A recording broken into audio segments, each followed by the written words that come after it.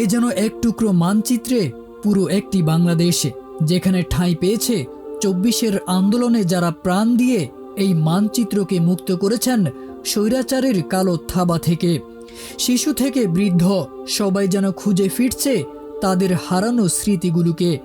মানচিত্রে জুলাই শহীদদের ঘটনা প্রবাহের এমনই সব চিত্র ফুটে উঠেছে সাইমুম শিল্পী গোষ্ঠীর জুলাই জাগরণ নামের ব্যতিক্রমী এই আয়োজনে।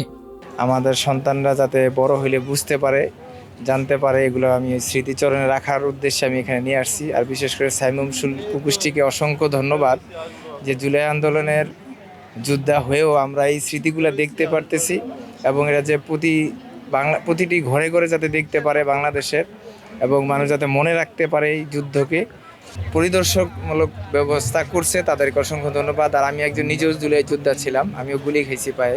আমি শাহবাগ থানা যুবদল, ঢাকা মহানগর দক্ষিণ শাহবাগ থানা যুবদলের অন্তর্ভুক্ত ২০ নং ওয়ার্ডের একজন কর্মী। তো রাজনৈতিক হিসাবে আমার বক্তব্য এটাই থাকে, প্রত্যেকটা মানুষেরই থাকে, একজনের পরে আরেকজনের কাদা ছড়াছড়ি নিজেকে বড় করার জন্য। আমি বলবো রাজনৈতিক প্রতিহিংসা ভেদাভেদ ভুলে সকল রাজনৈতিক দল যার যা অবস্থান থেকে এই দেশের মানুষের কল্যাণের জন্য কি করতে পারে সেই ভূমিকা নিয়ে সামনের দিনে অগ্রসর হোক। উদ্যানে দেখা মিলে রিকশার সামনের সিটে হেলে পড়ে আছে শহীদ নাফিজের নিথর দেহ। কয়েক কদম দূরে পুলিশের এপিসির উপর থেকে নিচে ফেলে দেওয়া হচ্ছে শহীদ ইয়ামিনকে। পাশেই ভ্যানে সাজানো লাশের স্তূপ। এখানে এসে সত্যি মনটা খুব খারাপ হয়ে যাচ্ছে যে যখন দেখছি শহীদ নাফিজ বা শহীদ ইয়ামিনের যে মোটিভগুলো, পাশাপাশি আগুন দিয়ে পুড়িয়ে দেওয়া হয়েছে যে শহীদদের লাশগুলি, সেই মোটিভটা দেখে আসলে এত সুন্দর আয়োজনের মধ্যেও যখন ৩৬-এর কথা মনে হচ্ছে তখন মানে কি বলবো যে সত্যি কান্না পেয়ে যায় যে এত হাজারো শহীদের মধ্যে দিয়ে আমরা স্বাধীনতা পেয়েছি। শহীদ ইয়ামিন, আবু সাইদ, মুগ্ধ, শহীদ নাফিজ গুলি করেছিল পুলিশ, আর রিকশায় তুলে তাকে নিয়ে যাচ্ছিল। আমাদের সন্তানরা, তারপর পরবর্তী প্রজন্মরা সবাই জানতে পারবে জুলাইয়ে কীভাবে গণহত্যা হয়েছে, লাশ গুম করা হয়েছে।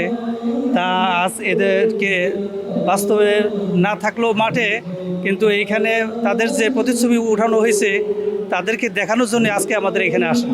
রিকশা মারা যাওয়ার রূপ দেখাইলো, যেমন করে লাশ নিচে ফেলাইতেছিল না তেমন করে।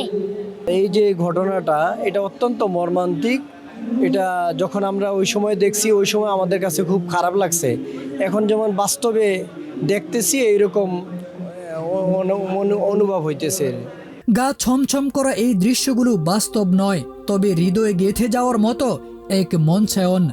আলো ছায়ার খেলায় শব্দ আর আবহে এতটাই জীবন্ত করে তোলা হয়েছে যেন কেউ দাঁড়িয়ে আছে জুলাইয়ের রক্তাক্ত সেই দিনগুলোতে, যেখানে বাবা তার সন্তানের মণিকোঠায় জুলাইয়ের স্মৃতিগুলো গেঁথে দিচ্ছেন।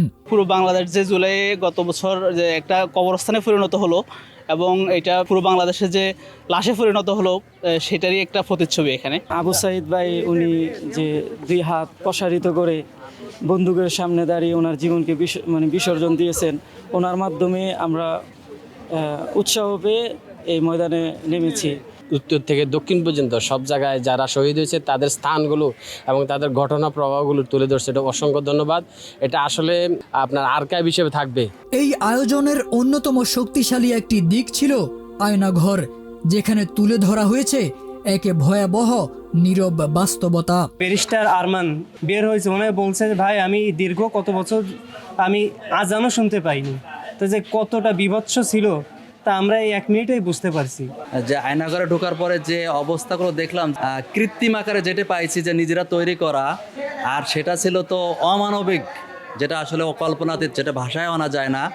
তো এটা দেখে আমরা শিহরিত যে আসলে অবস্থাগুলো কোথায় দাঁড় করাইছিল, যে মানুষগুলো নির্যাতিত হয়েছিল বা নিপীড়িত হয়েছিল, তাদেরকে কতটা নির্মমভাবে, নিষ্ঠুরভাবে তাদেরকে শাস্তি দেওয়া হয়েছিল। এক সময়ের আলোচিত এই নির্যাতন কেন্দ্রটি শেখ হাসিনার শাসন আমলে বিরোধী রাজনীতির নামে নিপীড়নের প্রতীক হয়ে ওঠে।